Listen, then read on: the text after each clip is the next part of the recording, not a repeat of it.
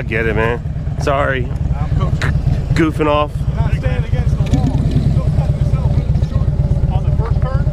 Yeah, that's why you cut. You came through. By the time you're about here, you're already about this far off that cone. And then trying to make that turn, which is just cheating yourself on the other side. Ride this longer. Then cut it in. You know you can make this. That's easy.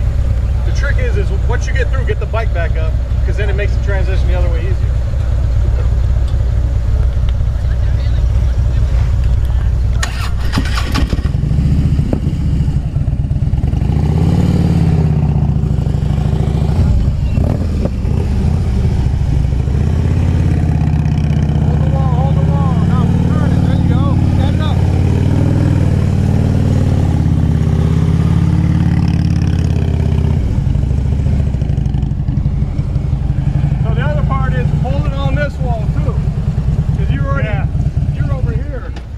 Right there, and I'm like, yeah, oh, I got it, I can make it. Bring your bike back over here.